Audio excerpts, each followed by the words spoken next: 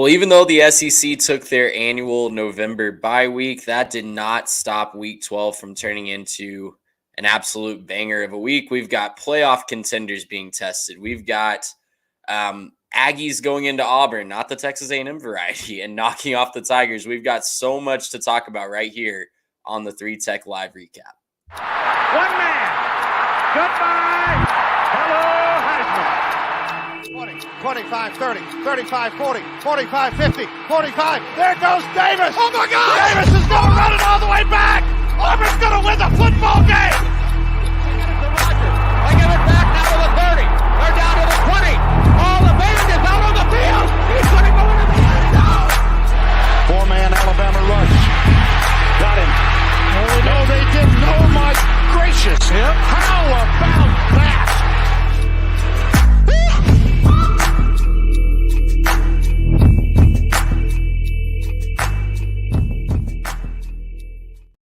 Welcome in, everybody, to the Week 12 Live Recap Show. I'm Trey Reeves, joined by Mr. Garrett Turney tonight. Mitch Mason is not with us tonight. He is at an undisclosed location up in a tree searching for that elusive 12-point buck. We wish him luck with his bow and arrow up in the tree. But, Garrett, you and I are staying warm inside. We were around the TV all day and watching all of this college football action. It started slow this morning.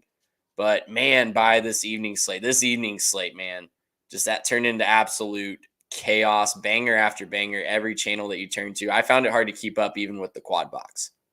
Yeah, it was insane. I mean, I felt myself actively having to strain to focus on stuff because it seemed like, I'm watching Michigan not quite put away Maryland, and Maryland just kind of be, plucky and weird and almost like a pufferfish, right? And then I look over here and I'm like, wait, why is it? Why are we still struggling here in this SMU Memphis game for one of these teams to finally pull away? And then I look over at the other one and I'm watching A&M and I'm saying, what are they doing? Like, what's going on in Aggieland? Why are they just messing around at ACU? So it was a crazy week. So many great games all the way through. And man, like I got to say, I took a little bit of a drive because we went to go have a barbecue at this place in Argyle tonight. And so we were driving up there and, I'm with the family and I'm driving and everything. And so I'm not really paying attention to scores. And when we get there, there's just screens everywhere. And I'm like, wait, this is happening? Wait, that's it? Wait, what? And so it just blew up out of nowhere for the evening slate. And so, of course, I mean, drama abounds. Playoffs are coming up. We got conference champions coming up. Plenty of implications still. And I'm excited as this last week of the season comes down to the wire. Yeah, it was backloaded for sure tonight as we had, I think 5 or 6 games, maybe even more than that, come completely down to the wire. A couple go to overtime, go right down to the final gun. So we're going to break it all down here tonight. We're going to try to decipher what all of it means moving forward as we enter the last week of the regular season, sadly, the last week before we move into conference championships and the college football playoff and bowl season and all of that great stuff. Before we do that, though, let's talk to you about who pays our bills. This episode and every episode is brought to you by the Transfer Portal CFB. Our friends over there are doing a great job covering the sport that we all love from a fan perspective while also still being professional. We write an article each and every week, highlights in review, going over the biggest stories of the week in college football that's going to come out either tomorrow afternoon, evening. Sometimes it comes out Monday morning, but we try to get it out Sunday for you guys. It should be out very, very soon, and you can read all the other great coverage over on their website. And as always, we're also brought to you by our friends at Home Field Apparel, guys. As the season is getting colder, as Christmas is coming up, what better way to gift the college football fan in your life than to give them some premium apparel for their team with the vintage logos that everybody loves, not this corporate focus group stuff that comes out of a lab, it seems like. It's the oldies but goodies. So head over to homefieldapparel.com. Use our code 3TechPod at checkout. If you're a first-time customer, you can use that code for 15% off your entire order. If you're a returning customer, we have you taken care of as well. We have a link in our Twitter bio for you to click on to get that 15% discount. Garrett, now that we've paid the bills. Hey, real quick on the home field, I just want to say, rocking my home field Georgia Tech Yellow Jackets hoodie. Yes. This is why you buy stuff from Home Field, so that on your podcast you can rep for Ramblin' Rick as they go bowling. We'll talk about that later, but I don't know how this isn't the lead off for the show. I know it's not playoff implications, but the Ramblin' Wrecks are going bowling. Shout out Mitch up in a tree somewhere. He's rambling on. I'm rambling on. You can get on if you want to. I mean, you've been kind of a doubter and a hater and a non-believer all year, Trey, but we're rocking with Georgia Tech. Well, man, they have figured something out. We're not going to do 20 minutes of Georgia Tech talk off the top, I promise. But, man, they have figured out something with Haynes King there, man. They're running a modified option offense, it seems like, using his strengths. And kudos to them for getting back to the bowl game for the first time since 2018. We'll talk about them and a lot of other yes, that is not breaking news, actually. That has been a known story since August, I believe. But hats off to them. No doubt. That's a huge accomplishment for that program. Year one of a new coach as well. So they're moving in the right direction. That's good to see for Georgia Tech. So we'll see what they can do against the Bulldogs next week as well. But Garrett, all jokes aside, let's jump into our top stories of the week. And I want to start with a thought experiment for you. As we move into the last week of the regular season, the results that have happened today, I think have had huge implications.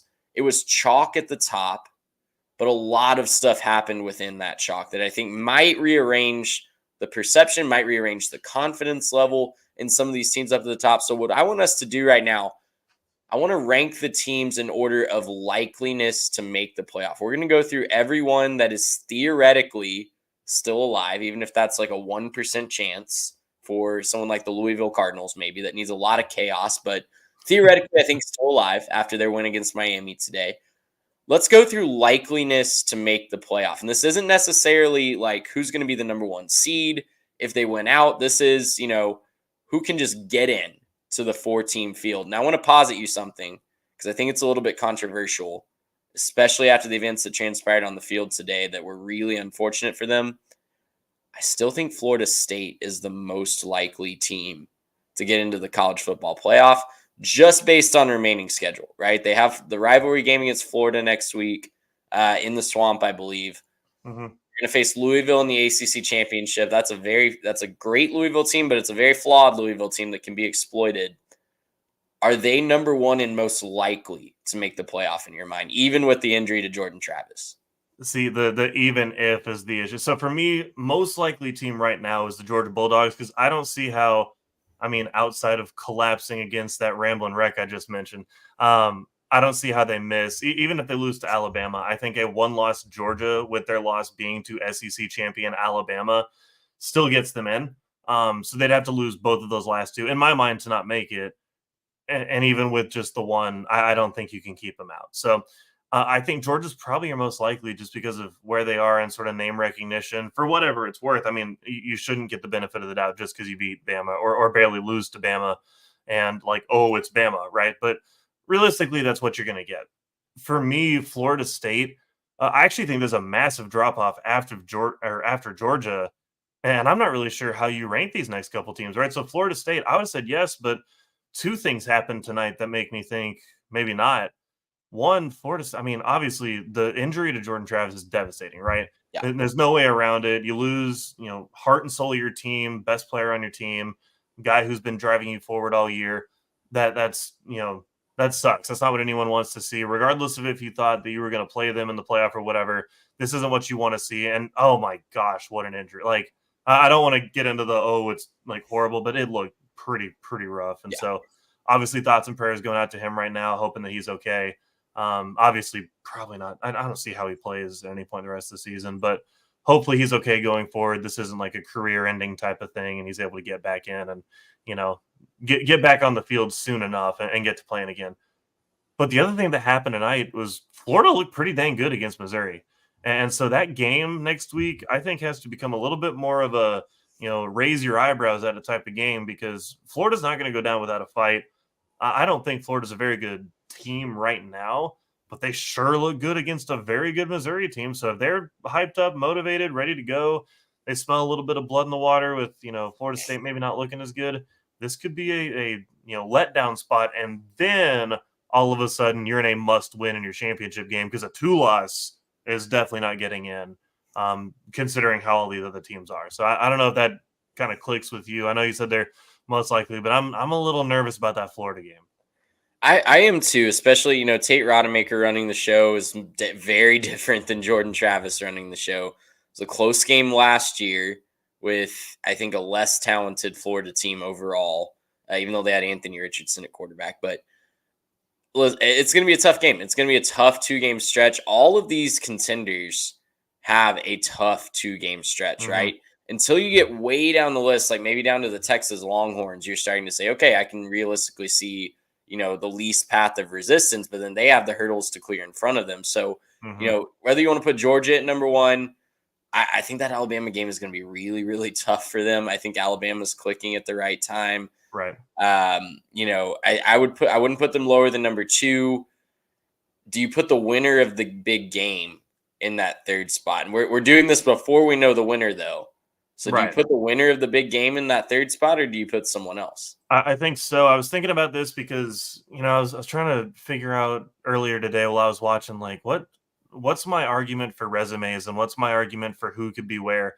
Right now, unfortunately, the Big Ten kind of sucks this year. Like, it's not that great. It really has become a Michigan and an Ohio State top 2, right? Like, Penn State looked pretty good. They're kind of in that next tier down. And then, like, Maryland obviously gave them a run for their money, but they're up and down. But really, there's nobody on that other side, nobody in that, shadow realm that can really jump up and scare you. I know Iowa plays good defense and doesn't have very much of an offense. I think they still technically hit their under today, which is disgusting. They did. Which 28 points total. That's a whole other conversation. But no, I don't think there's anybody in that championship game that scares you. So I think that I would put whoever wins the game this week as your number 3, because they just have to get by each other. Now, granted, it might be the hardest game left on the slate, and I think I have something spicy for the pre-snap notion this year or this next week coming up. But look, I just think this is probably going to be where it goes, because the other thing is in the Pac-12, both teams are going to be playing tough games in their last conference game and then have to play each other. This might be a hot take, but I think circumstantially Texas is out. I don't think Texas can make the playoff at this point, just circumstantially, because you're going to need some upsets. But unfortunately, most of the upsets that are going to happen are going to come at the expense of them, because the other teams are going to jump. So, like, if Washington drops, it's because Oregon probably is the team that's jumping up. And then if Georgia drops out somehow, it's because Bama's jumping in. And that's like the only way. I don't see how Texas makes their way into this outside of a Florida State collapse. And a bunch of 2 losses. I think that's probably their best hope, is Florida State collapsing, and then a bunch of undefeateds, conference champions in front of them with Georgia and Washington and like a Michigan or Ohio State. Yeah, you're absolutely right. And I think that's the piece to the puzzle that I think a lot of Longhorn fans might be slowly figuring out, just reading their comments online, especially after the game against Iowa State this week. Because they're also going to have to look really good on the way out. They're going to have to look really good on the way out, and we're another week deep. We're another week in. We'll get to Texas. We'll break that game down. They didn't do it names down tonight either. They didn't look good names. Yeah, and we'll break that game down fully here in just a little bit. But we're another week deeper into the season. We have still yet to see Texas look like they did way back in week 2 in Tuscaloosa. We have not seen that ceiling from the Texas Longhorns since week 2, and I think that's concerning. So for me, if I'm ranking these teams, just to run through it really quickly, I've got Florida State at the top personally, even with the quarterback situation, just because I'm weary of, being undefeated still and having the weakest schedule of the undefeateds. Yeah, the ACC is not very good, yeah. The ACC is not very good. I'll go Georgia next because they can lose to Alabama and still get in, I think. Yeah. I'll go Michigan third because they're at home, and I think they'll be favored against in the Vegas line next week against Ohio State. It might be a 1 or 2 point line, but I think they will be the favorite, at least in the opening. I'll go Ohio State fourth because, they just need to win one game. I think they'll get by Iowa relatively easily. I'll go Washington fifth, most likely. Right. Oregon sixth, most likely, because Oregon has a game against Oregon State next week. Yeah. Washington is playing Wazoo, who did get bowl eligible this week, but I think that's a way less challenge than Oregon. Oregon has a very tough end of their schedule. Then I'm going to go Alabama, then Texas, then Louisville to round that out. Do you have any disagreement with any of that? No, I think that's probably fair. I mean, I think you could argue the Michigan Ohio State, right? You could say, oh, well, maybe Ohio State looks a little bit better at this point in the season. No Harbaugh, that could be an issue for Michigan. So you might say something like that. You could argue again the Washington Oregon thing. I think Oregon looks like the better team right now, in my opinion. I think they look just leaps and bounds ahead of where Washington is, and I'm super excited for that rematch in the conference championship game. Hopefully, we get it right. But I think out of those teams, I think that's pretty fair in terms of the tiers, right? I think you'd have obviously the 1 and 2 are going to be your SEC and ACC champion, I think, and then you're going to have whoever wins the Big Ten, and then whoever wins the Pac-12. And then Texas, if they can scoot by all of that somehow, and there's a weird occurrence of events where Oregon loses and Bama loses and Florida State loses, and so they can get a lot of losses, they can get there. But Texas definitely needs the most help. I don't think Louisville's going to make it. It'd be pretty special if Louisville made it, but I don't think they're going to make it. Yeah, and too many teams to hop at the end. And the reason Alabama's ahead is because they have an Auburn team that lost to New Mexico State. I know it's the Iron Bowl, but yeah, Auburn is not beating Alabama next week. Yeah, outside of something crazy, anything can happen in that game, but it would take an especially crazy thing to happen. It would take an especially crazy situation, and then all they have to do is beat Georgia, which I know I'm saying all they have to do, but it's no easy task, obviously. Right. It's no easy task, obviously, but if anybody can do it, Nick Saban can do it. And he did it a couple years ago in the SEC championship game to knock Georgia down a peg. So listen, it's going to be a fascinating last couple weeks of the season leading up to Selection Sunday. Keep it locked right here. We'll be breaking all of it down all next week and all through conference championship week. But Garrett, let's get into the games that were played on the field today. We're going to start with the headliner, the one that everybody was looking out for this week. Washington holds on the road in adverse conditions, to put it lightly, in Corvallis, 22-20. They get the victory over the Beavs. Oregon State was favored in this game all week, all the way up to kickoff. And we saw why, especially in the second half, right? Like, Oregon State gave Washington all they could handle. These adverse weather conditions really took a toll on the Washington offense. At the beginning of the game, it looked like Washington was going to be fine. They moved the ball down the field very quickly on their first possession, scored with relative ease. Oregon State did the same. We're okay, maybe this weather's not going to play a factor after all. We're just going to get a up and down the field game. And Washington scored all 22 of their points in the first half. Took a 12-point lead into the break, but it was all Beavers after halftime. They almost clawed their way back into this one to steal the victory on the backs of the defense, because the offense really didn't do the defense any favors. The turnovers there are the key stat. What I was concerned about coming into this game is, what type of mindset is DJU going to have, right? Like, he's kind of gotten to play without a lot of pressure in Corvallis. He had a ton of eyeballs on him in Clemson. I think that was part of his downfall. He's had way fewer eyeballs on him in Corvallis, and he's balled out this year. Now the pressure's turned back up. The eyes of the country are on you. You're the national game of the week on ABC primetime. And he had his moments. He made some plays, but overall, he made some big mistakes that cost his team this game. Yeah, and it was pretty unfortunate, because I thought, just watching it, Oregon State looked good enough to win this game outside of DJU. And I don't want to, totally crap on the guy, right? He went out there, he fought, things weren't going his way, kept his head up, kept going, but end of the night, 15 for 31, 166 yards, and 2 interceptions just is not going to get it done. But you look at some of the other parts, like Damien Martinez had 123 yards and 2 touchdowns, really kept him in this game. And when you looked at the way that this game played out, obviously Washington off to a massive lead in the first half, thanks in no small part to, and I want to make sure I shout him out, Jabbar Muhammad with his 2 interceptions. I mean, just he was a menace. I think the second interception, I think, was the one in the second half, right coming out of the half. He undercut a route, and I mean, at that point, you thought, okay, this game's over. Washington's going to run away with it. Here we go. But outside of that, I saw the graphic on the screen that they put up late in the fourth, or maybe midway through the fourth. They put out a graphic on the show where they said that Washington had 2 possessions in the second half, went 3 and out in both of them, and had the ball for like 3 minutes.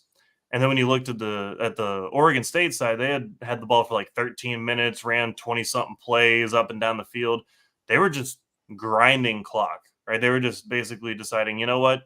You don't get to touch the football. We're going to keep this thing. We're going to go find 4 yards, 5 yards, 4 yards. They were 2 for 5 on fourth down.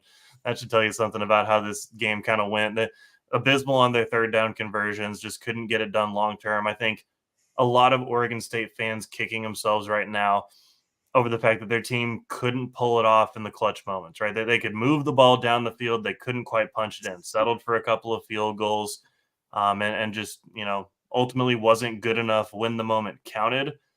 They outplayed Washington in most of the category. I mean, look at this. They outgained them in total yards. They outpassed them. They outran them. The 3 turnovers were massive, but they got more first downs. They just weren't good in the clutch. They weren't good when it mattered. And you have to give credit to Washington. They made plays down the stretch, but this was Oregon State's game that they lost more than it, I think, was Washington's game that they won. Well, yeah, and just look at the difference in the margin of victory, right? The margin of victory was 2 points. Those 2 points came from punting the ball at their own 40-yard line and the long snapper just snapping it a mile over the punter's head where it rolled all the way back to the end zone, and the best play was lost just the to kick it possession out. too, so yeah. And lost the possession. So, yeah, I mean, Oregon State was right there. This is a really good football team. It would have been no surprise to anybody that if they found a way to win this game. But, this is just Washington's year. It seems like they are finding a way right now. It's not always pretty. I will say the first half looked really pretty, and I do want to shout out the Washington defense because that was the big concern on our show and for a lot of people coming in. Can the Washington defense slow down this Beaver offensive attack? 319 total yards. I know it was a monsoon at some points, but Washington stepped up. They made big plays. They made DJU uncomfortable all night. So hats off to them. A much maligned Washington defense steps up big to keep their playoff hopes alive. In the chat right now, we're asking, will Washington win the Pac-12? I'm still saying yes. I just, just call it a confirmation bias from picking them in the beginning of the year to go all the way to the playoff.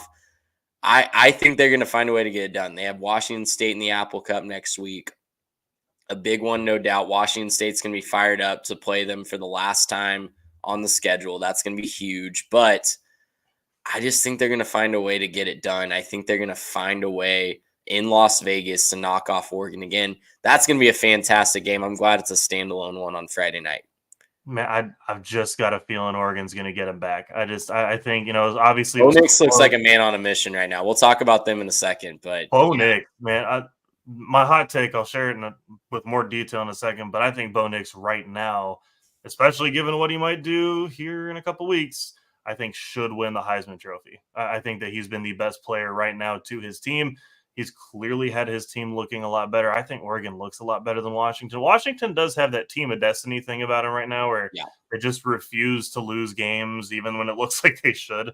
But, I mean, look, Oregon just looks like the better team right now, and I think that they're coming for it. They sure are coming for it. I think it's going to be a massive, massive game there in Las Vegas for this one. But I think Bo Nix should win the Heisman. I think Oregon will end up winning that game. Well, we shall see how that plays out. Oregon still has another big hurdle. Like I said, they got to play the Beavs. They were also going to be fired up that their in-state rivals are leaving them behind in the Platypus Cup Civil War, whatever you want to call it, next week. So a couple big games in the Pacific Northwest. Gary, let's move on to the number 1 ranked team in the country, the Georgia Bulldogs. They also allegedly were facing a test this week, going to Knoxville to take on upset-minded Tennessee. And on the first play of the game, it looked like Tennessee was going to give them a game. They bust out a 75-yard touchdown run on the first play from scrimmage. The defense gets a stop, and all of a sudden we're thinking there might be an upset on Rocky Top. But when Georgia turns it on, it's going to be a long day for the opposition. When Georgia turned it on after that, they scored, I believe it was 31 unanswered, if I'm remembering correctly. It was 31-7 at one point, I believe, maybe 28-7 if I'm misremembering that. But it was over very quickly after Tennessee jumped out to the early lead. The stats tell the whole story right here. Just domination from the defense of Georgia after that first play. Only 200 yards of offense for the rest of the entire game after the first play from scrimmage for the Volunteers. 9 of 13 on third downs for Georgia. Tennessee just could not get off the field. Carson Beck was doing whatever he wanted through the air. And this is what Georgia is, right? They can weather some punches early and still win the game by 28 points going away. Yeah, man, I've been kind of just trying to analyze these teams across the way. And look, I'm ready to come back around. Georgia looks like the best team in the nation. It looks like the 2023 repeat is all alive, all well for the Bulldogs. There's certainly a lot of teams move in one direction or the other. And I think that there's been some comparisons to how would they stack up against Georgia this year. Georgia's the king right now. They just are the best team at this moment. And I say this because I look at this game and I say, who was the standout? Right, who is the standout? I look at this. Carson Beck, he had 298 and 3 touchdowns. That's a good game. It's not Herculean, but it's a great game. Kendall Milton, 66 yards and touchdown. Dejon Edwards, 34 yards. Aaron Smith, 33 yards. You go down to the receivers.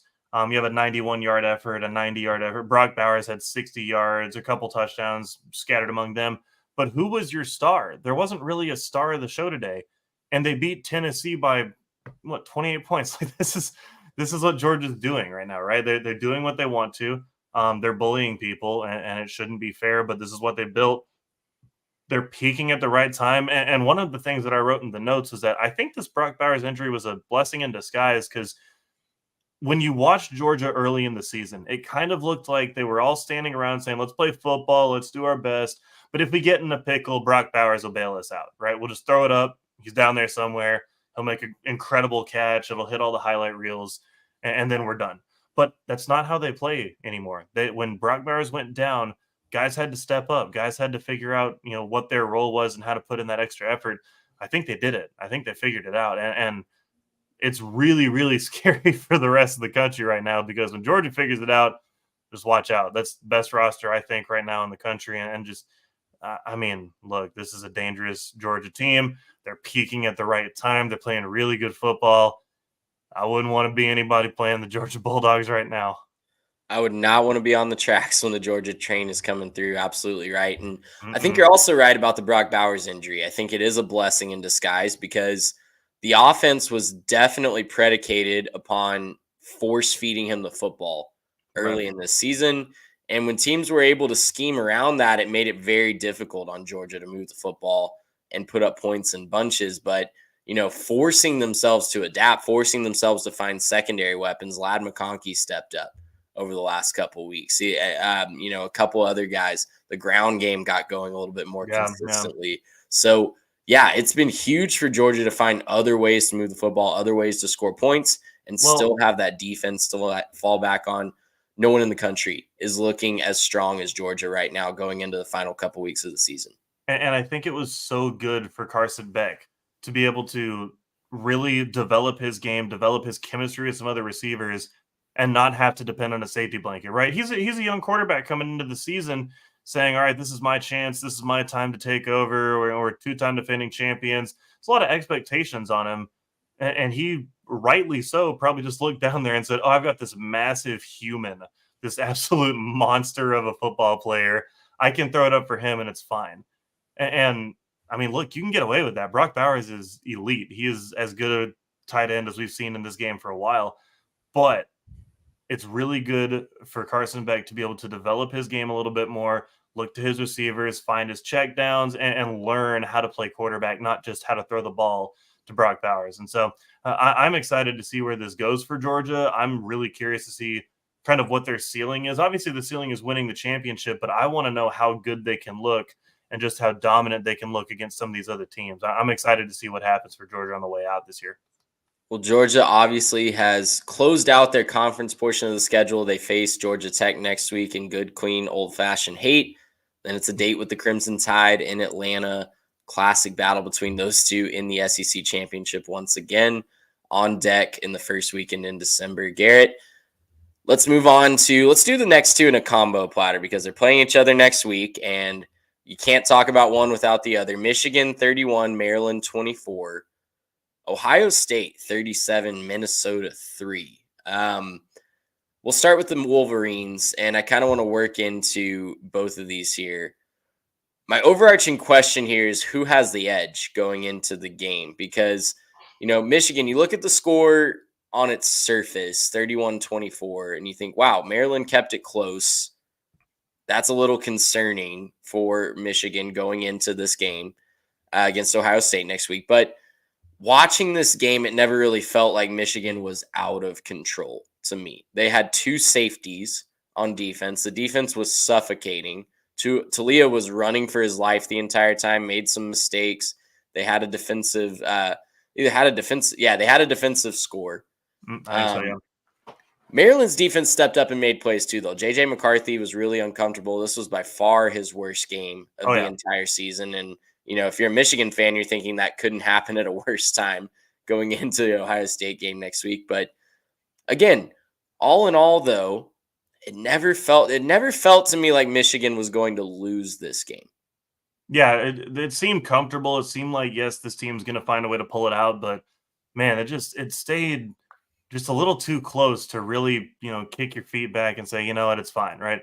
And so, man, when you're talking about both these teams, you're talking about Michigan and Ohio State going into this game, I don't know who I'd rather be right now. Obviously, Michigan, they haven't lost this game since, before COVID happened. So, like, it's been a while since they've ended up losing this game. They're at home, and they've looked really good the majority of the season. So, I don't think that you can say that if you're a Michigan fan, you feel bad about this game. But today didn't help. Today did not help the way that you're feeling. McCarthy didn't look very good. He was obviously pressured by that Maryland front. Maryland's front did a really good job kind of creating some chaos and, you know, getting in the backfield and making him run around a little bit, get off his platform and make some awkward throws. And he made some of them. He definitely made some plays in this game. But I don't think that helps when you realize just what Ohio State's bringing next week and that they're bringing a really good defensive unit that could give you some problems. And then, of course, on the other side, if you're Ohio State, I think you feel a lot better about things today.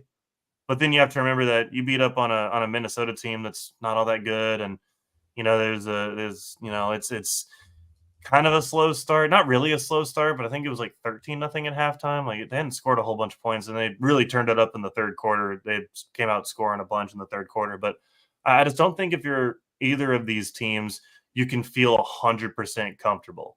I think you look at the other team, and I think this is going to be what most fans do, is they're going to point at the other team this year a lot more than they're going to point at their own team, because there's weaknesses on both sides. There's definitely things to be taken advantage of on both sides, but whoever wins this will have, massive momentum and a massive inside track getting into the playoff. I take you back to week 12 of 2022, because on that same week, Michigan struggled with Illinois at home, barely beat the Illini 19-17. Ohio State, ironically, beats Maryland by a couple of scores. And I think Ohio State fans were probably getting a little confident heading into the game that after those two performances on the same week. And lo and behold, we saw what happened on the field in Columbus last year. So before you get too overconfident about these results, Buckeyes fans, just remember 2022. It wasn't that long ago that a similar situation unfolded. And look, this is kind of the big talking point, is this is one that Ryan Day needs to win.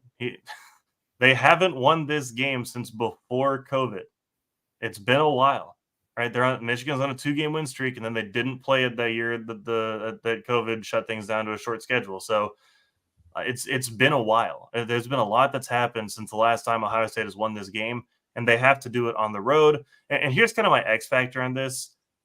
This is going to be a Michigan team with a chip on their shoulder for some reason.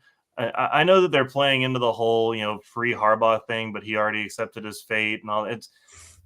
If you can play into that from a team dynamic, it doesn't matter what the truth is. It matters what your guys are thinking and feeling when they're on the field. It's right? The same thing with Georgia being treated as the underdog last year. Right. Like, Georgia was in no circumstance last year supposed to be the underdog. They're the defending champs. Their quarterback's returning. They've got talent all over the field, and they should have been the favorites to win the whole thing. Likewise, this year, Harbaugh deserves what he's getting. It seems like it's pretty bad, and I'm curious to see what else comes out by the end of this whole thing. It's become like a high school drama situation. But, if you can make your players feed off of that, if they can feed off of that energy and, we're going to do this for coach, win one for the Gipper. They just got their 1,000th win. Let's make it 1,001, right? I mean, if you can feed into that, do whatever you have to. Go get your guys ready and hyped up to play this game. Yeah, did want to highlight that. Thank you for bringing that up. 1,000th win in program history for the Michigan Wolverines today. That's a huge, huge accomplishment. Congratulations. Hats off to that program for that. And, it's going to be a fascinating game once again. I think Ohio State has shown, we'll break it down in full, of course, in the preview episode this week. But, time and time again, Ohio State has shown that they are a physical team this year. This is not last year, the year before's Ohio State team that just gets pushed around. They have been more physical, committed to establishing that identity this year. And I think Ryan Day, we're talking about people with chips on their shoulder. Ryan Day has a massive chip on his shoulder this year that comes through each and every week. So I'm fascinated to see how that game plays out. Ohio State 37, Minnesota 3 today. Very, very impressive for the Buckeyes. Another team that seems to be turning it on at the right time. We'll go through the other contenders here really quickly. I'm going to lump these scores together and we can talk about them individually here. But Texas 26, Iowa State 16, Oregon 49, Arizona State 13, Florida State 58, North Alabama 13, and Alabama 66, Chattanooga 10. Garrett, let's start with the Longhorns because I wrote in our note stock, Texas continues to unimpressively win, but here they are. They're winning. They are 10-1, headed into the last week of the season. They take on Texas Tech next week at home for a shot to keep their college football playoff hopes alive. And, after the Oklahoma game, we said that they had to win out. They had to do it impressively. They've done one of those things, and we'll see if winning out is enough because it certainly hasn't been impressive. I know they lost Quinn Ewers, but even with Quinn Ewers returning, it hasn't exactly looked like they're setting the world on fire. Well, it's because they haven't been setting the world on fire. Like, it's undeniable that, Texas is back technically. I mean, they're back in the conversation. They're back, competing for a playoff. I mean, I guess it's the first time they've competed for, the playoff, but they're back competing for the national title again. They're in the hunt. They're looking good. They could go 11-1 with a win over a not very good Texas Tech team. And they pull that off. That's a great season. 11-1's a great season. At worst, you're playing in the Sugar Bowl. Yeah. That's a great year. And still, they don't feel back. You don't turn on the tape and the Texas Longhorns look like one of the most dominant teams in the country and everyone should cower before them, right? That's not what they look like when you just turn on the tape. They have some good moments. They'll have, massive plays where you're like, oh, wow, this is awesome. Here they come. And then the next play, it looks bad. I remember perfect example of this in tonight's game against Iowa State. They had a big catch along the side. It was wide open. I think Worthy was wide open, and he catches it, and there he goes. He's down the sideline. And then they hit an end around on the next play, and he's rushing down. He's inside the 15, inside the 10, and the defender puts a hat on a ball, and out goes the ball, and it squirts around on the ground, and then it's Iowa State's ball, and there goes your drive, right? It's all over. And I'm just looking at that. I'm like, this just feels like Texas football, right? They're going to do a lot of stuff right, and they're just going to, they can't stop from shooting themselves in the foot sometimes. It's just kind of what they're doing this year.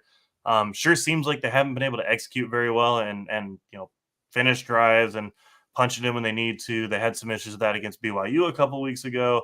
And so, yeah, I think Texas is good. They're a lot better. They're certainly, back in the conversation. But in terms of teams I'd feel confident about right now and in the national picture, I don't think that if I'm a Texas fan, I feel great and confident about where my team sits going into this last little bit. They're in a good position, but they haven't necessarily given you anything on the field that makes you think, oh, they'll go and beat Washington or Oregon, or they'll go toe-to-toe with Georgia, or they can go in and beat up on a Michigan or an Ohio State, whoever ends up making it. It doesn't seem like Texas is in that conversation. Yeah, I totally agree, and they need a lot of help to get there. They need a chaos scenario, quite frankly. They need to be big Oregon State Beaver fans next week. Then they need to be Oregon Duck fans. They need to be Florida Gator fans. They need to be Alabama Crimson Tide fans. I think their best case. Look, for a lot of their fan base, it's going to be really easy to just switch out hats. That's what they've been doing for the last several years since they haven't been back. And they're better this year. And just to be clear, for the diehard Longhorn fans that have been sticking with your team through Charlie Strong and Tom Herman and everything, and Mensa and Pole Assassin and everything, for y'all deserve this. I'm super happy for y'all. But you and I both know here in the state of Texas, there's a lot of people that put on a burnt orange hat that were wearing TCU purple and Baylor green and anything but Texas Longhorns merch the last decade or so. Let's be completely honest with those bandwagon fans. They'll have no problem finding an Oregon Duck hat or a Florida hat or an Alabama hat if they need the upset over Georgia. They have no problem with that. Yeah, racking up the rewards points at Lids for sure. Man, this morning Texas fans had to be wondering what they did to deserve the shot that they had with the pole assassin on College Game Day. That was crazy. That today's College Game Day was a salute to message board posters everywhere. It was so many little niche references. What the post turning into slowly, and I don't know if I like it or not. Well, it's doing it one way or another. I know my wife was not happy with the guest picker setup, and she's not a big fan of Pat McAfee either. So PFT and Pat McAfee being right next to each other was just a little too much for her this morning to start her Saturday. But I thought they did great chemistry-wise. So, again, bearing the lead here just a little bit, Texas did win the game 26-16. The defense was dominant. Offense, they put up yards, but they struggled to finish drives. Ohio State got a couple takeaways, and, it was a typical 2023 Longhorn game in my mind. Struggle to finish drives, don't look overly impressive, but the defense gets it done, steps up, and they made life miserable for a young freshman quarterback tonight. It was really hard for Iowa State to move the ball. Yeah, it not a good night overall. I mean, Iowa State hung in this game, and you have to give Beck a lot of credit. He kept him in this game with his arm because they could not run the football. I think they finished with like 9 net rushing yards on the ground. Did Iowa State? Yep. And so it's not an inspiring effort by any means on the ground. So got to give massive props to that Texas defense. But it's just it hasn't seemed like it's all the way back with guys like Quinn right now. Like he turned it on a little bit in the second half and looked a lot better then. But man, that first half was ugly. I mean, it's 6-3 going in or something like that. It just not a great first half. Definitely a slow start. I know that Ames has given the Longhorns problems the last several years. So to get out of Ames, I'm sure a lot of Longhorns fans are just, praising the Lord that they got out of Ames unscathed. And that they never have to play there again. They're so excited. They're like, I will take Ames, Stillwater, Manhattan, Texas fans are so excited. They don't need to exercise any demons. They're just going to run away from the house like a smart person. They're just going to get out of that horror movie and I guess move on to the SEC where they can develop new demons like Starkville or I don't know, something. I don't know what's going to give them problems. We'll see. But no, big win for Texas, obviously, to go on the road and win.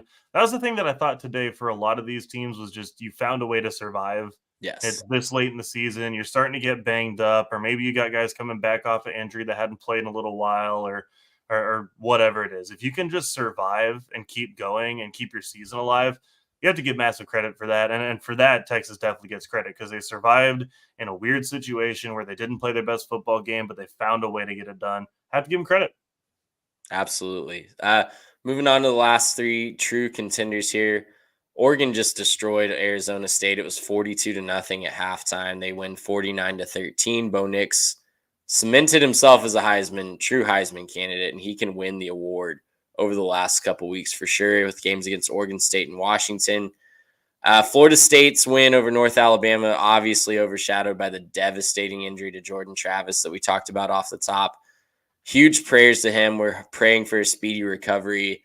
It did not look good on the field. I hate that they kept showing it on the CW and that it was all over Twitter because it was just gruesome.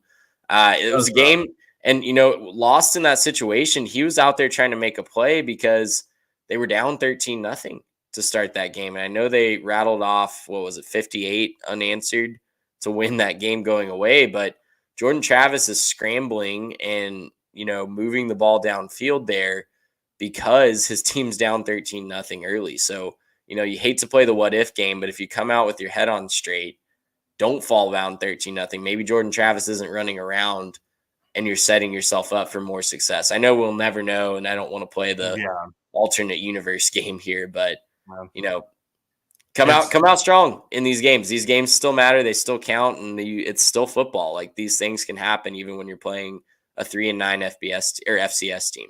Yeah, and it's why we put these games on the field and not just play them on paper, because anything can happen. Obviously, Florida State wins this one, but look, like circumstances happen. This is just not the way you want your season to end. If it's Florida State, it feels almost like it's over tonight. Like it feels like without Jordan Travis, even if you make the playoff, even if you put out a decent product, even if you go and you beat Florida next week and you go and you win your conference and you're undefeated, you go in, you get your playoff spot, it just kind of feels like it's over. Like it doesn't feel like Florida State can win now.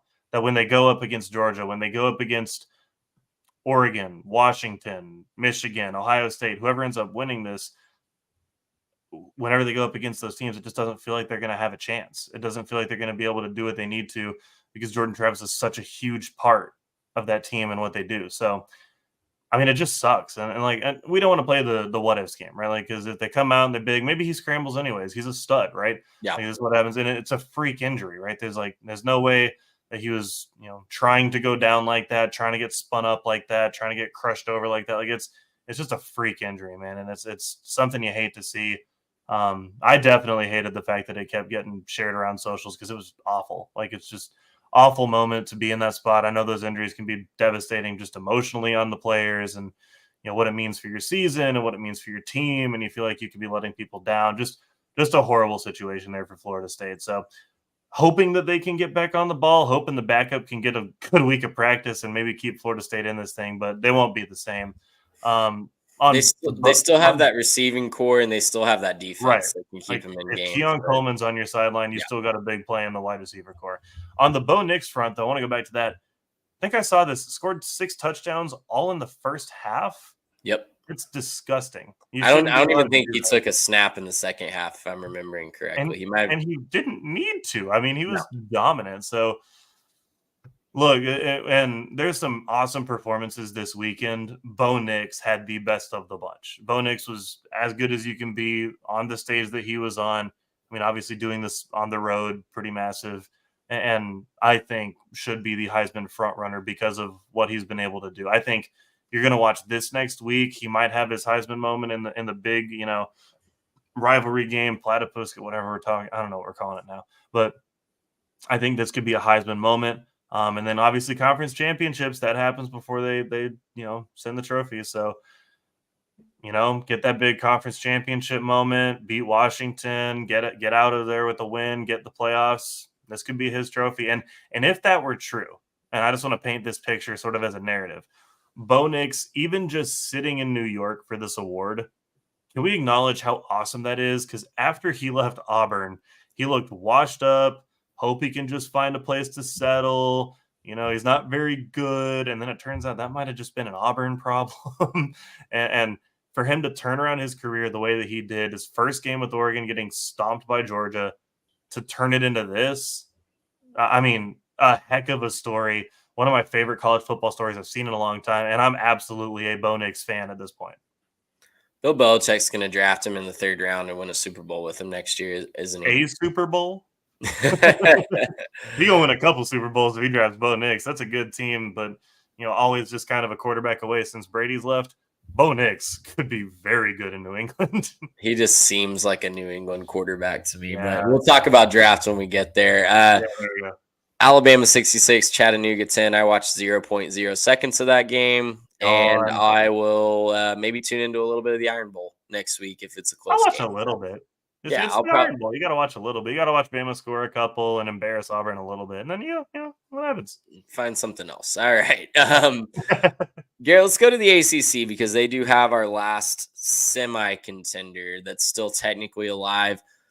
Louisville tried their best to lose to Miami today. They end up pulling it out 38-31. It seemed like in the second half at one point, neither team really wanted to win this game, at least on the defensive side of the ball.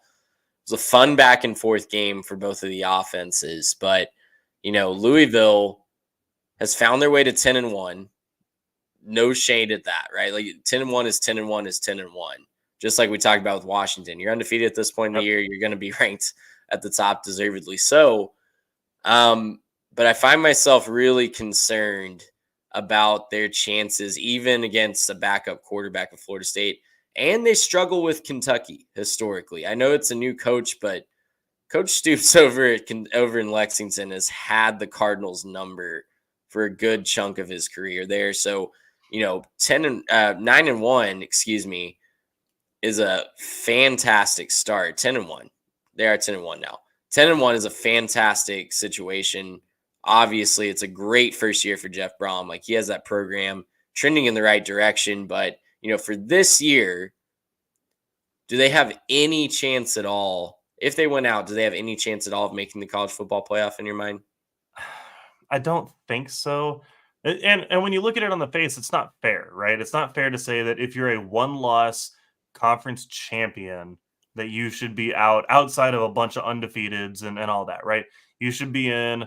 You should do that. That should be your situation. But man, doesn't it just feel like they're gonna let the one loss Georgia if they lose, or like the one loss Ohio State or Michigan if they end up losing the game and they don't play the conference? Doesn't it just feel like one of them gets in instead?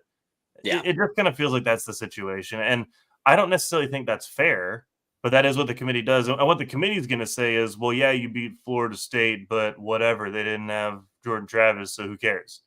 And that's not fair because you can only play the team that's in front of you. But look, this is still a great season here for Louisville. And I know I've been talking about how you can never go back and talk to your exes, but I'm telling you what, Trey, it's late on a Saturday night right now as we sit here and do this show. We're sending a few drunk texts tonight.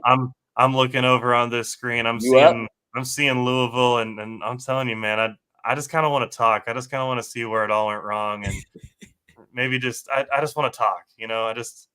I'm a little lonely. I think we deserve another shot. I don't know. I'm not saying I'm going that direction, but man, Louisville has impressed me. I have not given Jack Plummer nearly enough credit.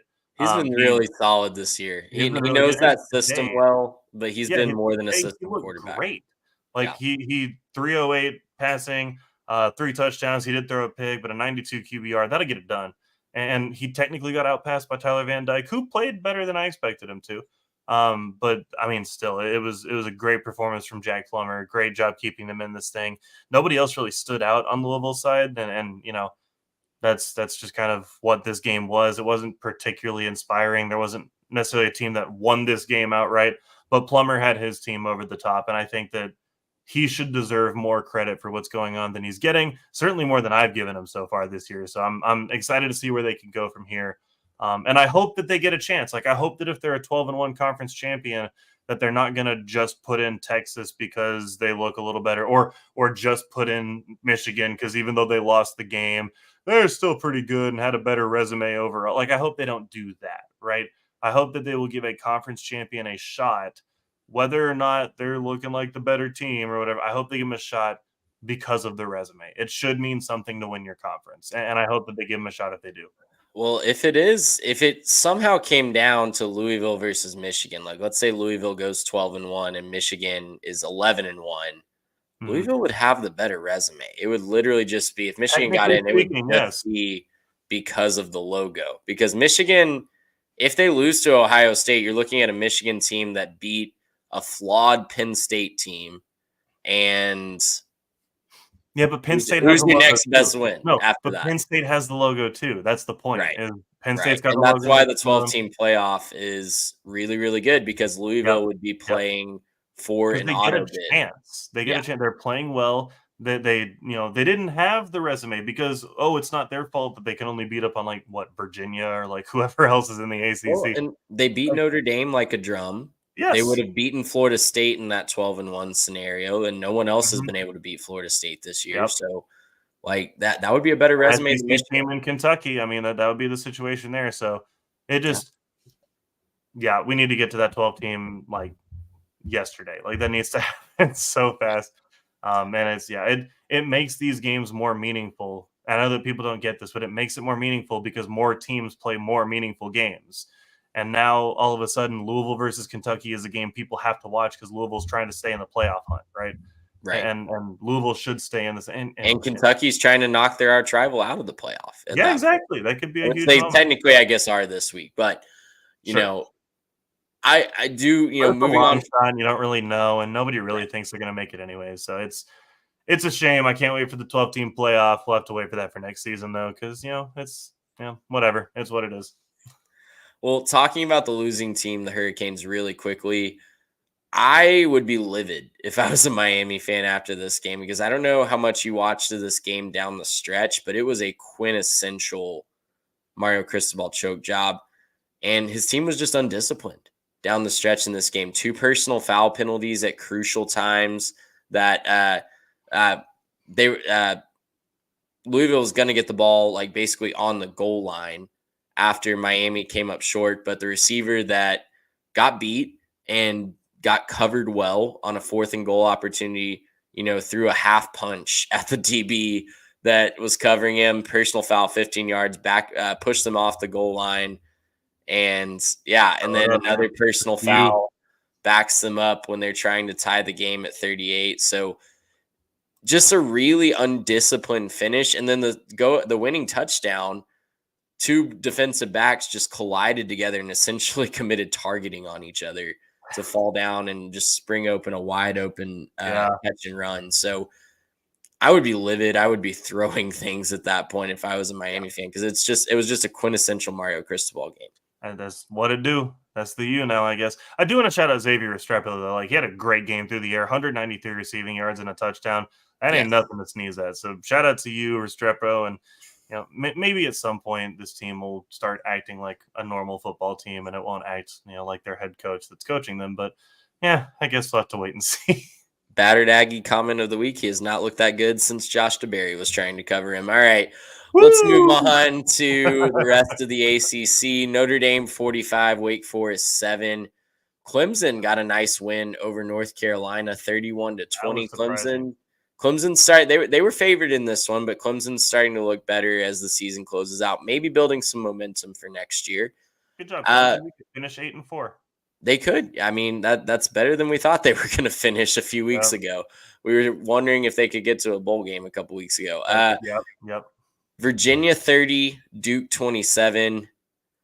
I know that there's a lot of distractions in Raleigh right now with a certain coaching opening in College Station, but you got to beat the Cavaliers this year. I know. I didn't watch any of this game, confession, but you got to beat the Cavaliers. It's the second time that Mike Elko has lost to Virginia as the head coach of Duke in 2 years. So maybe this is just a bugaboo that he's going to have to struggle to get over as long as he stays there.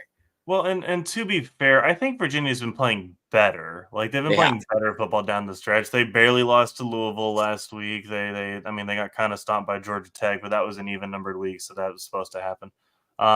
Miami, they barely lost to Miami. They did win 2 in a row against North Carolina and then William & Mary, so that was a couple wins. And I want to point out, Calandria is actually playing pretty good football, too. Like, he had a pretty good game in that first half against Maryland when they lost that one early in the season. And kind of into the season, he's coming on. He's not looking too bad. He played pretty well in this one as well. So, I think this is a better Virginia team, but you are correct that if you're Duke, you have to beat them. You have to play better. And I know that circumstances have not been ideal down the stretch for Duke, but you still got to be able to find a way to rally and beat this Virginia team. So, disappointing to say the least, but, good job for Virginia. And, they could finish 4-8 this year with a little win next week. That'd be fun. Yeah, and the counterparts. Moving on to our next game, the counterparts in the state of Virginia fell to NC State 35-28. The Wolfpack over the Hokies. Garrett, NC State is 8-3, and I had no idea that was a true statement. It feels weird. It feels weird to say that they could finish with like 9 wins this year. They could, yeah, they could very easily beat. And with the bowl game. They could beat North Carolina next week. They could go to a really solid bowl game, have a shot at 10 wins, and that does not feel accurate for how I have perceived their season this year. But again, your record, you are what your record says you are at this point. Do you know who led this game in rushing? I do not. Brennan Armstrong. Wow. He led this game in rushing, 89 yards, 2 touchdowns. So congratulations. Brennan Armstrong got benched 2 weeks ago, and then the guy that replaced him said, nah, I don't really want to play for this team anymore. I'm going to exercise my red shirt option and enter the transfer portal at the end of this year. And here they are with a shot at 10 wins. So Dave Doran, hats off to you, sir. Like that is an incredible job keeping that ship afloat down the stretch here. Garrett, do you want to go solo for this next one? Oh, boy, do I. Let's go. Let's click this little solo layout real quick. Georgia Tech fans, stand up. Mitch, I'm so sad you can't be here on this one, man. I wish we could be doing this together. I wish this could be the double layout. Trey's a hater. We don't acknowledge this whatsoever right now. This is all my show. Georgia Tech making a bowl game. I love this for Georgia Tech. Look, this team was one that I wrote the preview article for, and I knew they had the pieces on offense to make this thing go. Haynes King coming in from Texas A&M, a talented quarterback, both with his arm and on the ground. Looks like Jimbo Fisher was holding him back, not just the rest of the Aggies. He was holding him back because Haynes King, he's been fantastic for them. He's been so good for them. He hasn't lit up the scoreboard, but when you watch the games, he's just a leader. He's just willing his team to victory. He's forcing his team where they need to be. Georgia Tech wins this one 31-22 over Syracuse. Syracuse is not good. I'll continue to maintain that. But look, I'm so excited for this. The end of the game tells you what you need to know about Georgia Tech. At the very end of this game, they do the interview with Coach Britt Key, and he goes out there and he says, they say, hey, Coach, this is the 6th time you've done this. You're officially bowl eligible. What does it mean to your program? And he's choked up. Right? He's choked up. He's starting to get a little teary. They follow Haynes King into the locker room on the camera shot, and everyone in the locker room is just ecstatic. This is a program, and this was my talking point in the preview magazine. This is a program who's had to deal with their in-state rival win back-to-back national championships and had to just sit there and watch it while their team sucked for the last couple of years. And now they're resurging. They're not where Georgia is. I'm not going to say that, obviously. But they're making a bowl game. They're going to go play the Dogs next week in their house. It's going to be great vibes regardless. They're back in a bowl game for the first time since 2018. I will be watching that bowl game. Mitch will be watching that bowl game. Trey doesn't get to watch that bowl game. You're not allowed to. What? No Georgia Tech bowl game for you. You didn't want it. You don't get it now. I didn't say I didn't want it. I just didn't think that they could get there. And hey, you guys, then if I can't watch Georgia Tech's bowl game, you guys can't watch Iowa State's bowl game because I was banging the bowl-bound Cyclone drum. Look, after watching Iowa State tonight against Texas, I'll take that deal. Hey, you're lost for not getting to watch Rocco in a bowl game. Hats off to Georgia Tech, man. I will eat my crow. It was a rocky path. It was a rocky road for the Ramblin' Wreck, but they got there. Sure. They got there, and huge for Coach Key to get that in his first year. Stock is trending definitely up for the Yellow Jackets. In the new look ACC next year. So it'll be fascinating to see how that goes. Garrett, let's move on to the Big 12 because every single game it seemed like, save for the Bluebonnet battle or whatever the heck they're trying to brand that as, every other game had its moments this week in one of the craziest conferences known to man. Oklahoma barely survived their first trip to Provo and only trip to Provo as conference mates with the BYU Cougars, 31-24. BYU had every chance to win this game. They were driving to take the lead, and they threw a pick six on the goal line. It was like 100 or a 99-yard pick six that completely flipped this game on the head. 14-point swing, huge momentum swing to Oklahoma that ultimately helped them win that game. Sunflower Showdown was a ranked matchup for the first time since 1995. Kansas jumped out to a big lead, but Kansas State came back to win 31-27 at home, keep their Big 12 title hopes alive. And Oklahoma State, 43-30. They were down 23-9 at one point in this game, rallied, came back. The second half was all Oklahoma State as they roar back to take this one in Houston. Any thoughts on the three teams still tied for second place as we head into the last week of the season? Look, this was a fun day in the Big 12. I'm going to start with Oklahoma State. Ollie Gordon tees up once again, kind of making his return. I know he technically played, but didn't look very good. This game, 25 carries, 164 yards, 3 touchdowns. He's just back to doing Ollie Gordon things. He definitely not 100%, but the fact that he can do this on not 100% is pretty fantastic. So way to go, Ollie Gordon and Oklahoma State on that one, getting a win. It shouldn't feel big over Houston, but when it keeps you in this conversation, you got to take what you can, right? Again, it's survive and advance. The Kansas State-Kansas game was crazy. I had so much fun watching this one. They had like 4 lead changes in this one. I think it was so hard because it was one of like 7 games that were like that in Oh this yeah, late window. So, you're flipping back and forth. It was impossible not to miss something, but I ended up keeping it right. locked on this one for a lot longer. Yeah, well, at one point in the third quarter, Kansas led this thing even midway through the third quarter, 27-16. Kansas State just kind of claws back into this one, goes up 31-27 early in the fourth, and just never looked back. That was the end of the game right there. They just kind of traded some good defensive possessions, and that was that. So, massive props to Kansas State for rallying back, getting this win over Kansas, obviously in a big rivalry spot there. So, need to win those especially. But yeah, the underlying theme here again is it keeps them alive in the Big 12 race. It keeps them in a position to get back to Arlington, right? This is a game that they played in last year, so that's a big spot for them as well. And Oklahoma, man, what are you doing? Like, can we talk about this? Oklahoma does not look good. Oklahoma's in trouble. They fell off big. Oklahoma's in trouble next year. I feel pretty confident saying that, short of a pretty massive overhaul of the roster through the transfer portal. Well, but what have they shown? Because I was going to say that too. What have they shown you this year that says like, I want to go play for Oklahoma? They beat Texas. I mean, that's a big statement win, and they're going to win 10 games if they can. They're going to go 10-2, and that's a big improvement for Brent Venables. Like jumping up 4 wins. I think people forget that they went 6-6 last year. That's 6-7 counting the bowl game. So jumping up, if they're able to beat TCU, jump up 4 wins in 1 year, that's a huge upward trajectory. That is fair. That is fair. But I mean, you're right. Like it's not done in a pretty way. So, right. And the competition level takes a stiff jump next year. So, it'll be interesting to see how Oklahoma adjusts to that. Those 3 teams next week. It's gonna be fascinating to see how all of it sorts out. Right now, thanks to the new tiebreaker clarification, Oklahoma State would take on Texas in the Big 12 title game. Next week, TCU travels to Norman, looking to get bowl eligible. That's an 11 a.m. kick on Black Friday. Norman's going to be a little sleepy. I don't know. It's going to be a tricky game. Kansas State's at home, but it's Farmageddon, a big rivalry. And Oklahoma State hosts a plucky BYU team who's also looking to get bowl eligible.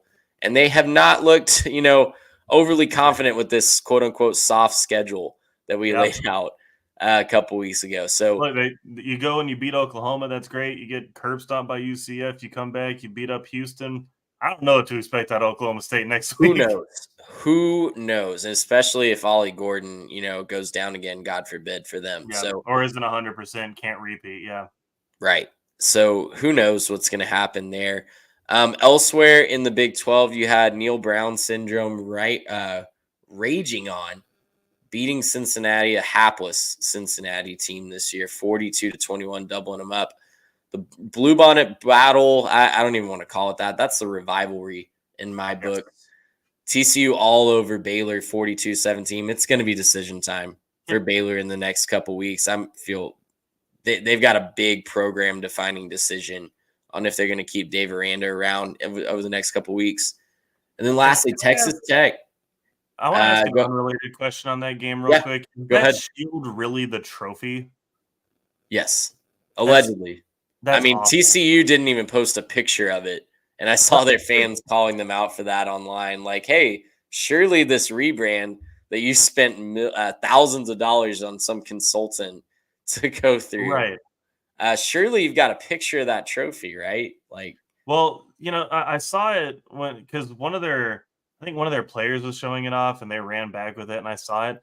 It honestly looks like something that if like TCU was going to do a cringy like Avengers skit for their freshmen for welcome week, that would be the shield that Captain TCU or Captain Hornfrog wears or something. Oh my goodness. It was so it was not good. It's bad. It looked like somebody painted on it like 2 days ago and they like barely run to Hobby Lobby. So it was not a great trophy.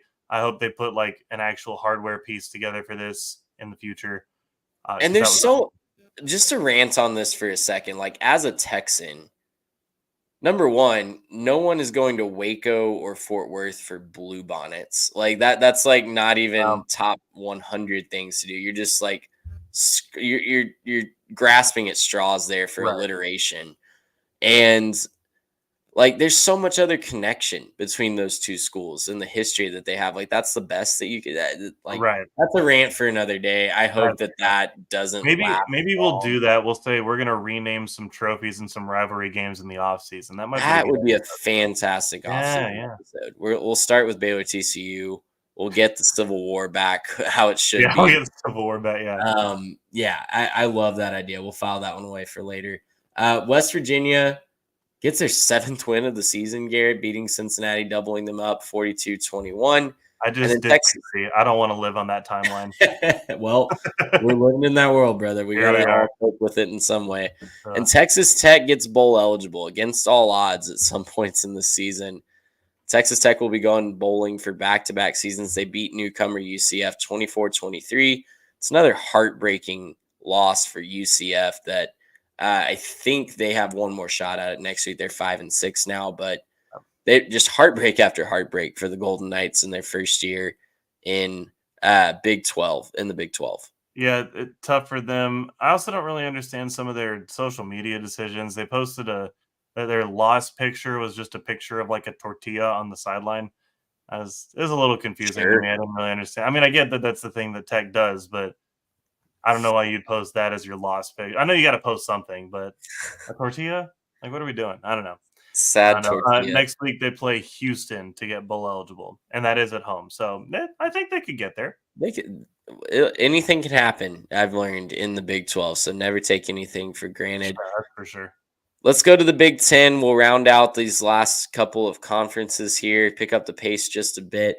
Penn State all over Rutgers. We questioned this line, but it was right on it, 27-6. Penn State over the Scarlet Knights. Iowa clinches the final Shadow Realm title. That is so fitting for the Hawkeyes, and especially the 2023 Hawkeyes, to win the last ever Shadow Realm title. They won 15-13 over Illinois, another game where the safety ended up being the difference in this one. Michigan State gets a win over Indiana 24-21. And Northwestern and Wisconsin punched their tickets to bowl season. Northwestern, against all odds, man, like they were staring 1-11, 2-10 in the face.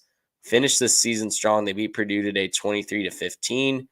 And Wisconsin beats Nebraska 24-17 in overtime. Nebraska will have one more chance against Iowa next week to make it to a bowl game in Matt Rule's first year. Anything you want to hit on here in the Big Ten?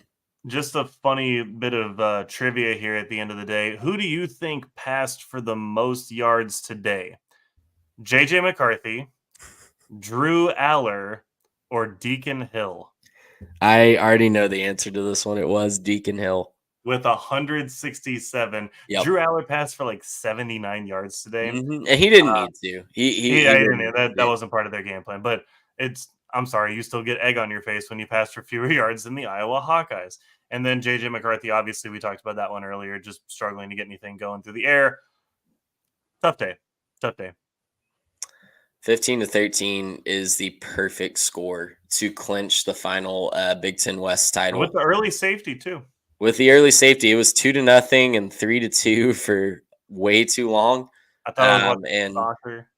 Iowa just always seems to get that one touchdown that they need right at the perfect time this year. Yeah. And we'll get to see them in Indianapolis. So that might be the last time we see them there for quite some time with the restructuring that's happening. So it probably will be. They will savor it, I'm sure.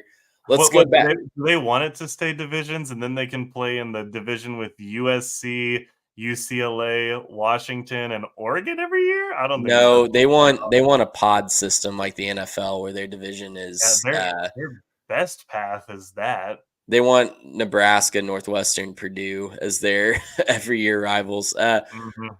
Let's go back out west to the Pac-12. Arizona all over Utah. They jumped out to an early 21-0 lead. They never really looked back, 42-18. And Garrett, is it official? I forgot to check. Is it official, or does Arizona need one more win? The tracking. I'm looking at it, and it is official. Let's go. Arizona will finish the season with more wins than USC. Arizona is sitting at 8-3. USC loses the battle for the victory bell. The last one has Pac-12 members 38-20 to UCLA. And Arizona will have more wins than a Caleb And UCLA. Williams. Yeah. Well, I guess UCLA technically could win their last game and they could both finish with 8, but they're not finishing with fewer wins. And more wins than Utah, or at least the same number as Utah. Yeah, so. they're right there. I mean, we talked about it a little bit in the preview. Like Arizona could be a little dangerous in next year's Texas-less and Oklahoma-less Big 12. Yeah. It could be fun to watch this Arizona team keep going. If they can keep Jedd Fisch, I think he'll be a candidate for a lot of coaching openings that are coming this year because they're looking at the job he's doing. If they keep him and retain him and they can keep this team together, that's going to be a fun team to watch next year in the Big 12. Something tells me they will. I feel like Jedd Fisch is going to come in second for a lot of coaching opportunities this year. You're probably right. And the one that I would kind of pencil him in is maybe Mississippi State if they can't get Jamie Chadwell and they beat him head-to-head this year. So I don't know how the boosters would feel about that. What do you mean? I don't think Jamie Chadwell's been in Starkville. That he learned a lesson this week about welcome to privacy rights settings. Yep. If you don't know about that, it's all over college football Twitter. Go find it. Jamie Chadwell forgot to turn his location settings off and tweeted something from Starkville, Mississippi this week. So he learned a valuable lesson. Always check those location settings, kids. Back to UCLA real quick. Did Chip Kelly save his job, or was this just, a fun little footnote on the way out? Look, UCLA winning a game against USC is always going to feel good. This could be a real, like a couple years ago in LSU, that, Orgeron kind of saved his job. And it could be a situation like this where he kind of saves his job and he should get fired. And I don't even know that he should get fired. I think he's doing just fine. But the recruiting's been really bad. I think the recruiting has been bad. Yeah. That's the main thing that the boosters are mad about at UCLA. Yeah, that's fair. But look, I mean, you win these games, that could help with recruiting. I mean, you won a game over USC, everyone's watching, so that could help. I mean, there's ways to save his job. It's not set in stone. I know that the rumors are out there that it's leaked and everything else, but this isn't set in stone until they do it. So maybe go out, win next week, and you finish 8-4, get in a decent bowl game. Flip a couple guys, get some guys in the portal. Could happen. Definitely could. It'll be interesting to see how that plays out and what kind of profile job that's viewed as in the coaching community. Cal wins the last iteration of their rivalry game with Stanford, 27-15. The last version in the Pac-12, I should say, as they move to the ACC next year. That's a silly statement, but it's true. I can't believe it. And Washington State gets bowl eligible and officially crushes Colorado's bowl dreams. 56-14 on Friday night. I was way off on this one. I thought Colorado would at least cover a 4.5-point spread, but the things are broken. The wheels have come off officially in Boulder, and it'll be interesting to see how Coach Prime settles things next year. The big thing with him is always the fact that it's a hype machine, right? The Colorado job is a hype machine. It's what he's doing. This isn't necessarily an extremely well-coached team. I'm sure that he's a good coach. I'm sure he puts his players in good positions, but it's not like he's been out-scheming his talent that much this year. This whole thing is a hype train, and if the hype is dead over the offseason, you could have problems, right? If he can't generate enough hype with new conference and staying competitive and comparatively in this conference, who's going to gain the hype, right? Because let's go ahead and run some of these situations. Let's say Oklahoma State finds a way to win the conference, right? And, they go out there, they beat Texas, they win the conference. Oklahoma State's the hot team in the Big 12. And then you also have teams like Kansas and Kansas State with good coaching staffs and a lot of talent. And you've got teams that are, currently rising. And also the newcomers, Arizona looking really good. And Utah, also a very good team, well-established. So, I don't know where the hype goes for Colorado in a much more competitive overall conference next year, where there won't be nearly as many gimme wins on the schedule. Look, it is what it is. It's where they are. But if the hype dies, Colorado could be in trouble. They absolutely could. And what a lot of people have pointed out is Deion can't do what he did this past year again. Can't just flip the complete roster over and get 80 new players again. It just doesn't work. There's some good players on that But roster, but he can't. can't because none of those guys can transfer again. So unless he convinces them to retire from football, they are in Boulder. So, Yeah. I mean, He is kind of stuck in though. I hadn't actually thought about that. He is sort of stuck with his roster. this is Obviously, his you can team. make some moves, but his big thing is just he needs better guys on the line of scrimmage. Those guys can't just disappear. So unless you got a lot of guys ready to graduate, then you can't bring in a whole lot of new on the offensive line. So you just got to hope those guys gel, get better. We've seen it happen. Offensive lines can get better over an offseason if they just stay together. But you're still going to need better talent when you're going into a different conference. And I think a conference that'll play a lot more physical on the line of scrimmage than what a lot of the Pac-12 does. Yeah, absolutely. Garrett, let's move to the SEC.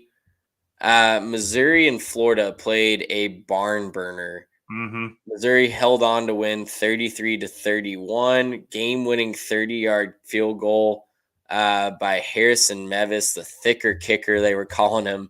Joe Tess was calling him. Nickname now officially in football. Amazing, and he is a thick boy. He can beat that ball. He got it. Obviously, he hit the 65-yarder to beat K-State earlier this year. He hits a 30-yarder to knock off the Florida Gators 33-31. Can we shout out Brady Cook's clutch gene?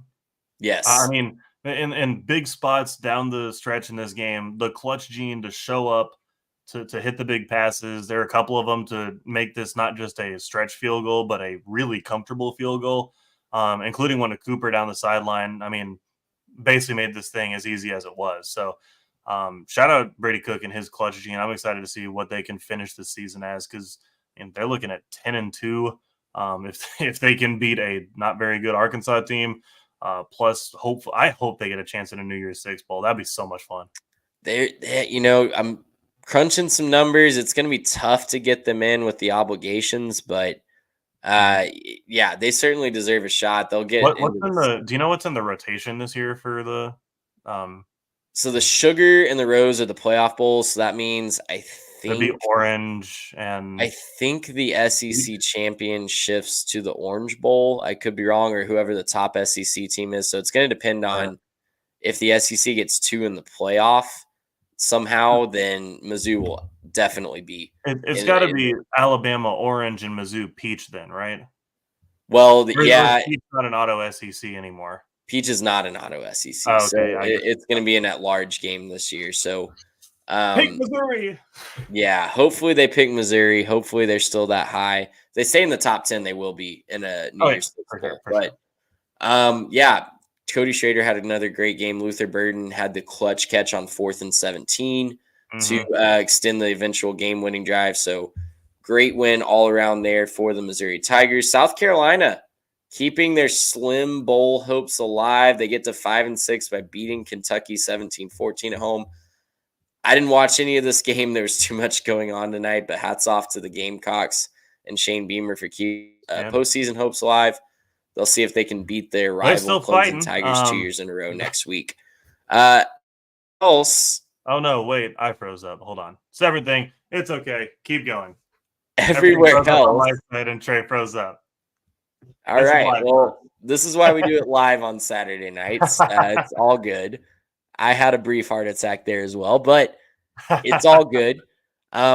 Elsewhere in the SEC, it was a bakery because there were a ton of cupcakes and everybody enjoyed their cupcake except for the Auburn Tigers because Diego Pavia and the New Mexico State Aggies came in and just abused Hugh Freeze and the Auburn Tigers. It's the second year in a row Hugh Freeze loses to the Aggies. Garrett, I don't know how much of this game you watch. I was pretty locked in once it became apparent that this was possible. Diego Pavia wrestling slammed a guy at one point. This was amazing. I have been, a big fan of the Aggies this year.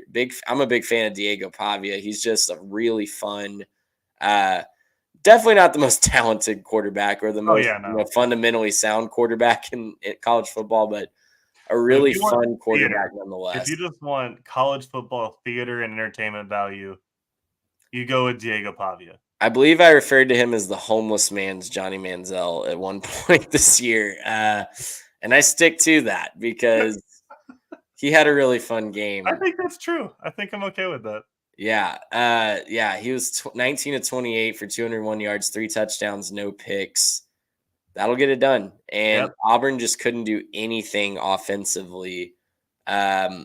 Embarrassing loss for Hugh Freeze. I think that is concerning for Auburn fans. And, they'll point to the fact that Nick Saban lost to ULM in his first year, but that's what everyone's pointing to. That's what everybody points to, and there's only one Nick Saban. And it was the week before the Iron Bowl. Here we go. It's an Auburn dynasty. Well, I'd have to go back and watch how Alabama lost that game, but they didn't run for only 65 yards, I don't think. I mean, I'll go back and check those numbers here in a second, but Auburn ran quite a few turnovers. I actually watched highlights of that game this week because it popped up on one of those This Day in Sports clip pages on Twitter. So, yeah, it was a lot of turnovers. It just ugly effort, honestly, from Auburn. And look, it's I get it. It's a first-year head coach. You're doing what you can. Still tough to justify it. Give them an off season. They'll get past it, but it's got to move in the right direction. Let's move to the G5 really quickly, and we'll close this recap show out.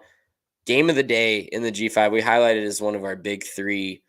SMU 38, Memphis 34. SMU all but guarantees a spot in the American Championship. They would need to lose to Navy and have some other weird math stuff work out to not get in next week. But, yeah, a huge win for the Mustangs on the road. It's the first time they've beaten a team with a winning record this season. It was a fun back-and-forth game. SMU holds on at the end. Their defense just made a few more stops than Memphis did in the end. Tulane also won this week. UTSA also won this week. All three of them are undefeated. Tulane and UTSA play in New Orleans next week in another de facto semifinal game in the American. Liberty moves to 11-0, beats UMass 49-25, and they will be rewarded. I saw somebody tweet out, they will be rewarded by not being ranked in the college football playoff poll. It's just preposterous. They are 11-0. Rank them, you cowards. Oh, their coach is looking at another job, so that doesn't help. Just rank them 25. Like, who does that hurt to rank them 25 on the back of it? Who cares? You can put SMU or whoever wins the American right above them next week. No one's going to question you. Put them 25. It literally doesn't matter. James Madison, unfortunately, could not. Oh, and Liberty will play New Mexico State, the aforementioned Fighting Diego Pavias, in the CSA championship in a couple weeks. That's already locked up. James Madison couldn't do the same. They could not move to 11-0. They fell to App State 26-23 in overtime. They tied the game with about 50 seconds left. Got a big interception to stop a game-winning drive for App State in regulation. But they kicked a field goal. App State got a touchdown in overtime. Troy has clinched the West in the Sun Belt. The East rep is likely going to be Coastal or App State. Coastal takes on JMU next week at home. App State takes on Georgia Southern. So if I'm a betting man, I'm betting that App State is probably going to lock up a trip to the Sun Belt Championship game. Toledo's 10-1. They beat Bowling Green all the way back on Tuesday. That was a very fun game. That was a fun game. One of my favorite games. Scored with about a minute and a half left on a long touchdown to take the lead. Held on running one around the corner too, where it was just bad angles and then take off and the crowd goes crazy. It was fun. Yeah, Toledo's good this year, man. I firmly, I put them in at 25 in our power rankings a couple weeks ago. That's still paying off. And Miami, Ohio will be the opponent. They are 9-2, and they beat Buffalo to clinch the East.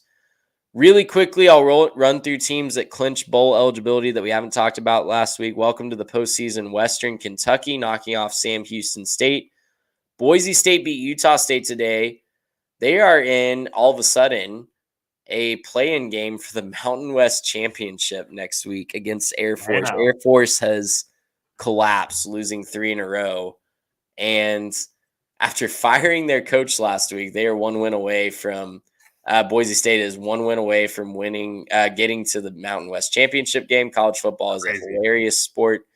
South Alabama also got bowl eligible this week, and Arkansas State, Butch Jones and company, put up 77 on Texas State. And I was texting you guys about this game because I watched it for a little bit.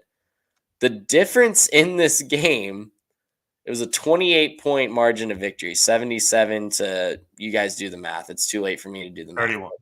Yeah, thank you. 31. And the difference in this game was the just complete collapse of the offense being able to tackle the defense after turning it over for Texas State. Arkansas State got two pick sixes, a scoop and score, and recovered another fumble at the Texas State 15. If you're keeping score at home, that is 28 points just handed to Arkansas State. Again, they put up 77 total, and they're going to a bowl game. Look, it's pretty spectacular. If you had told me going into this week that Texas State was going to score 31 points and TJ Finley was going to pass for 366 and 3 touchdowns, I'd have been pretty ecstatic about that. I'd say, wow, Texas State, you're taking care of business. What bowl game are we going to go to? Well, I mean, they're still bowling, but not a great effort, not a super awesome time. And Arkansas State, man, hats off. Play good football. Took care of your business on defense. 77 points ain't nothing to sneeze at. So have fun going bowling, and I can't wait to see where they end up for bowl season as well.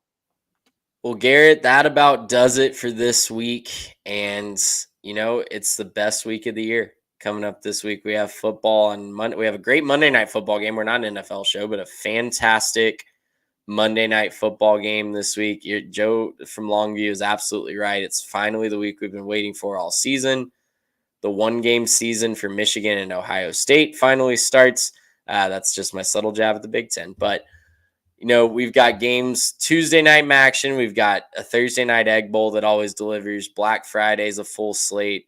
Oh, yeah. And then all the big rivalry games on Saturday. I could not be more excited to eat a bunch of food, watch a bunch of football, and get to break it all down with you guys. So we'll be right back here. Stay tuned on social media. We'll announce when we're dropping our episode this week. We'll try to get it out to you guys in time for your drive to grandma's house to give you some entertainment.